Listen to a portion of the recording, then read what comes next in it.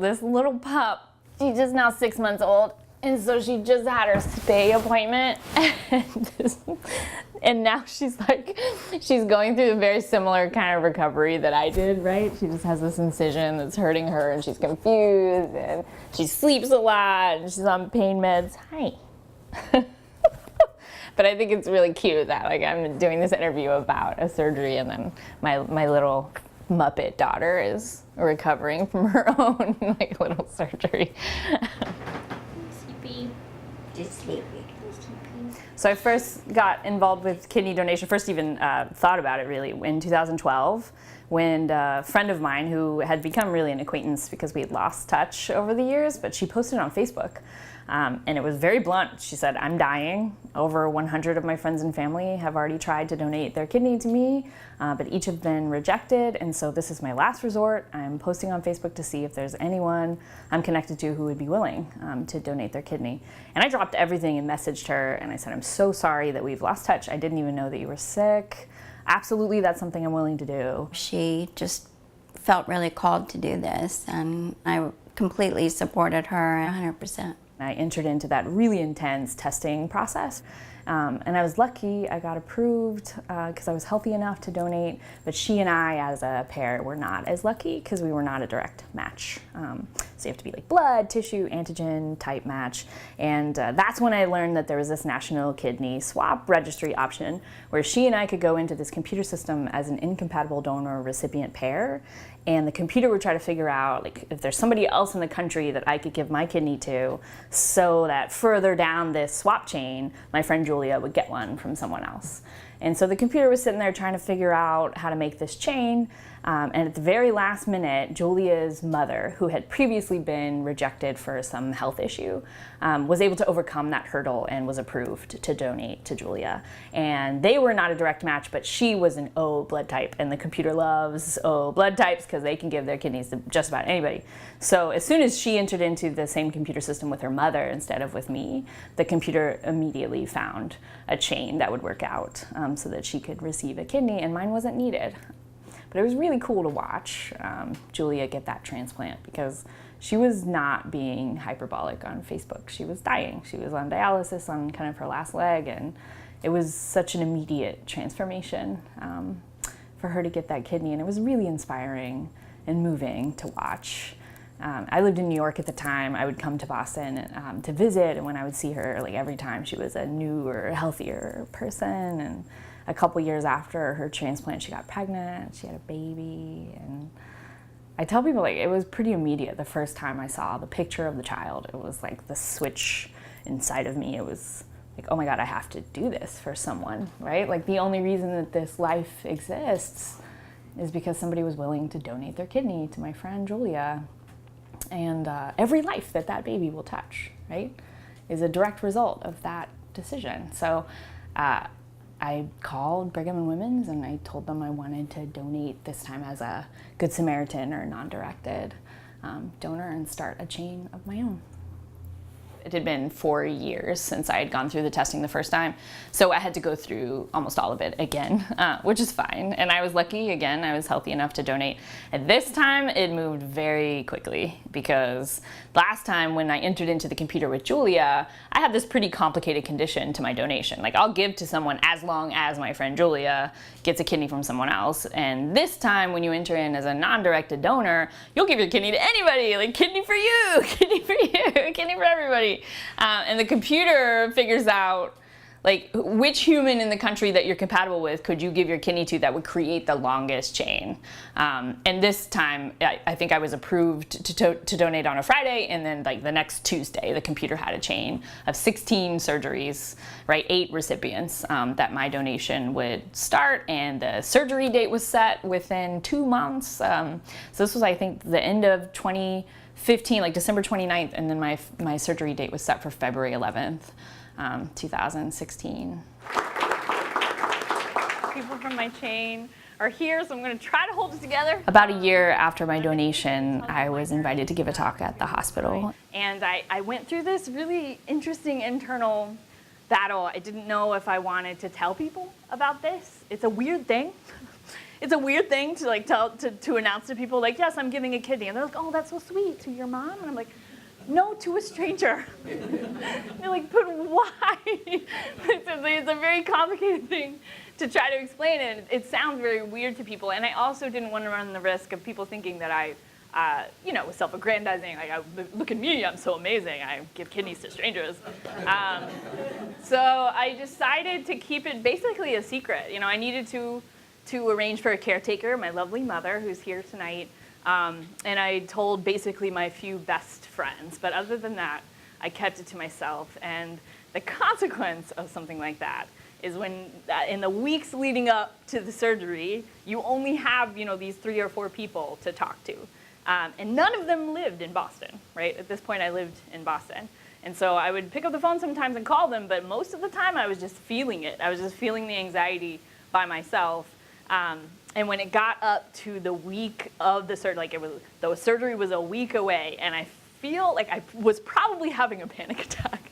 Like, I was thinking of all of the risks of this surgery. Like, it seemed like such a no-brainer. But then they make you read all the fine print, right, and all the things that might happen. And I just found myself like not being able to sleep, thinking about, what if I don't make it through the surgery? What if I'm one of those few, right? Or what if I get an infection?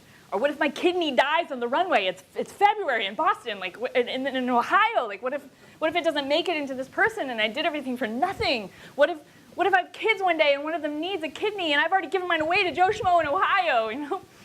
That night of the panic attack, I was like, I have to do something to take my mind off of this situation. So I started frantically cleaning my apartment. And I found in the corner of my closet a bag of clothes that needed to be tailored that I'd put in there like years ago. And I was like, oh, this is a perfect distraction. So I grabbed the bag, I went on Yelp to find a local tailor that I could go to like that day. And I found someone who worked out of her apartment just down the street from my house. Her name was Brunhilde.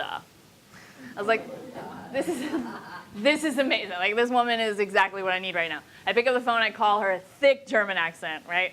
I ask her if she's available like now. She's like, absolutely. So I take my stuff, I start walking down the street to Brunhilde's apartment. It's February in Boston, it's snowing, I'm crying, it's very emo. I get to her apartment, as she buzzes me in, she opens the door, and she looks exactly the way you think that she looks, right? Giant German woman, huge boobs. I walk into her apartment. I've clearly been crying, but I had tried to hold it together. I start pulling the clothes out of the bag and telling her what I need to be done to them, and she cuts me off. She goes, honey, what's wrong? And I just couldn't take it anymore. My bottom lip started quivering, and I go, oh, Brunhilde. I'm donating a kidney on Thursday, and I'm so scared. And she just grabs me, she sinks my head in those big boobs, she starts pawing my back. And she goes, honey, you are doing a wonderful thing. You must remember to be one with the pain. And I was like, thank you, Brunhilde. It was just this beautiful moment where this absolute stranger, right, how apropos, that this absolute stranger gave me the comfort I so desperately needed and had been stupidly keeping from myself. So I came home from Brunhilde's house and I knew that I had to tell people. So I crafted this post to social media, and I basically caveated at the beginning, this is not for you to praise me, this is just because I need you to know this is a big event that's happening in my life, I've been thinking about it a lot, and then blah, right, posted it. And of course immediately, the outpouring of love and support it so bolstered me. And Brunhilde and I had decided on purpose for me to pick up my clothes the night before my surgery. And so I go to her house the second time, and she opens the door and she goes, honey, you look good. Last week, not so good. Now you look good. And that night, my mom flew in. She's going to be with me the night before the surgery. And I remember we sat on my bed. Our knees were touching, and she held my hands, and she said this beautiful prayer for my safety. And I shared with her, all of the things that I'd been thinking about, and I wasn't really afraid anymore, but that I still had a little bit of anxiety. And she said, you need to come up with something, some kind of mental place to go to where you can feel like you can see these people, right? Like you could see them the way that you saw Julia.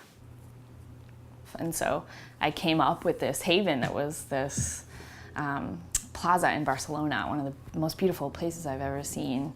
And there was this orange flowered tree and this like fountain in the middle with this turquoise water, and I decided that that would be the place I would go when I was nervous. I'd close my eyes, turn the corner, and then I would see these 8 recipients, right? I gave them faces and bodies, and they would be sitting there around the fountain waiting for me to do this hard thing, you know, for them. And I think that my mom was right, that I needed to give faces and bodies to these people, because in 2012 I never felt that nervousness while I was waiting for the surgery, because whenever I got nervous I would just look at my friend Julia, right? I'd be like, oh yes, there's this person, this palpable person who needs me right now. And it's so much harder for non-directed donors, right? Because you're sending your kidney into the ether. So I came up with this haven, and it helped so much. Like the next morning when they were prepping me for my operation, I would just close my eyes and see those 8 people. And I rolled into the operating room having never been more sure of anything in my life. But I'm also not here tonight to lie to you. And the first few days of recovery were really hard. They were very hard. I had my mom there, of course, and she was amazing. She got the crap shift, of the friends who took care of me. She didn't complain. She stayed in the hospital room with me. And on day 3, when they had to take the dilaudid IV out, right, and replace it with an oral version of the drug, my stomach was not having it. And you guys, like nausea, terrible feeling, like just objectively awful nausea. And when you add on top of nausea, when you soak it in terror, because you have this incision and you're so scared to puke because you know it's going to hurt so badly, like that's worse. So I'm sitting there feeling that nausea, and then it happens. This is Valentine's Day, y'all. Like, I gave my kidney on February 11th.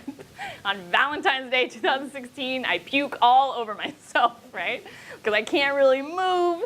And I remember, I grabbed the side of that hospital bed, and I'm puking and crying, and I'm telling my mom, like, I don't want to regret this, Mama. Like, I don't want to feel like this for long, because I don't want to regret what I've done. And she took this washcloth, and she was wiping my face. She goes, Christine, you will not regret this. Like, I promise you, you will not. And she was the one who pushed me to get out of bed when they told me I had to walk that gas out, And she was like, you touched the end of that window yesterday. I know you can touch the other side today. You can do it. But I didn't have any pain meds, like prescription pain meds. I was working on Tylenol, and it hurt so badly, but she was so encouraging. And then when they finally took my catheter out and I could take a shower, and I was so excited about it, I couldn't do it by myself. And it was my mom who walked me to the shower, and she took my clothes off, and then she took her clothes off, and she closed the shower curtain, and she got in there with me, and she bathed me so gently. She was like, Christine, it's just like when you were a baby. And then I went home, and my friends had made all of this food, and my students had made these homemade cards, and I just felt so loved and supported. And I just kept thinking about these 8 people, right? This 16-person chain that I just felt so honored to be a part of. And then they called me. Joe from the National Kidney Registry called me a few months later, and he said, Christine, the chain that you started kept going. It is 56 surgeries long. Like, you have pulled 28 people off of the wait list. And the first thing I thought of was like, that's more people than could ever fit around that fountain.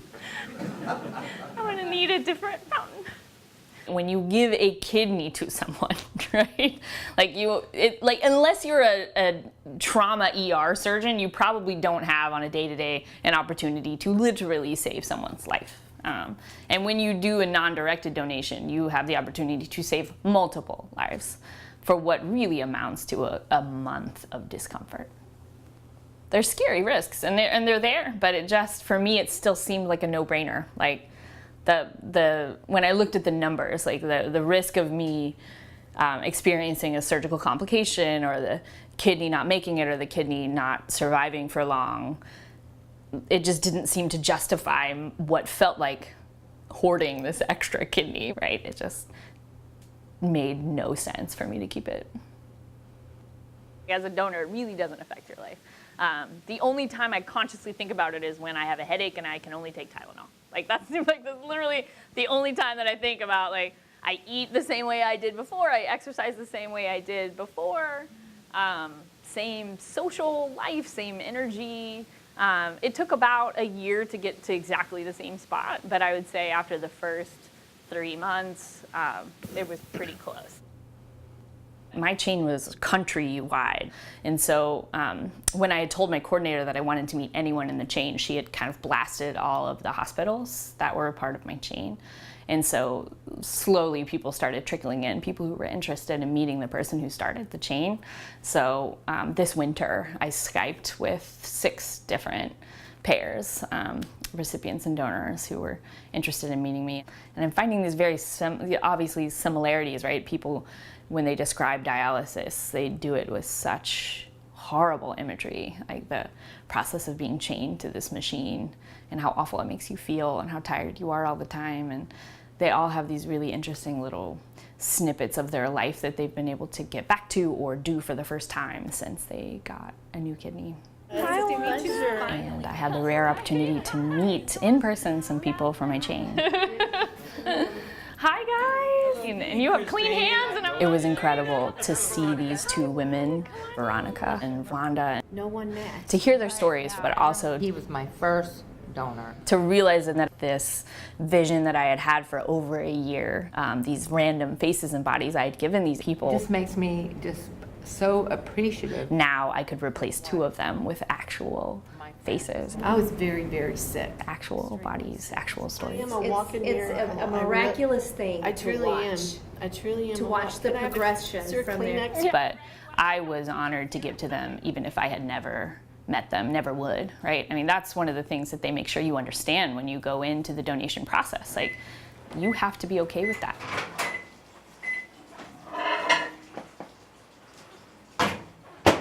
So every time I have the rare opportunity to meet them, I'm floored by it. Most of the time when people don't know that this is an option, it's because they've never heard a story of someone having done it, right? The reason I eventually decided to, go public with my donation was because of that. What if we could get enough living donors to start enough chains to make a big impact on that wait list, right? For 5 minutes, consider doing something like this, because if you're not comfortable with it, if it's not right for you, that's fine, totally fine. But make sure that you don't go through life not considering it for at least 5 minutes.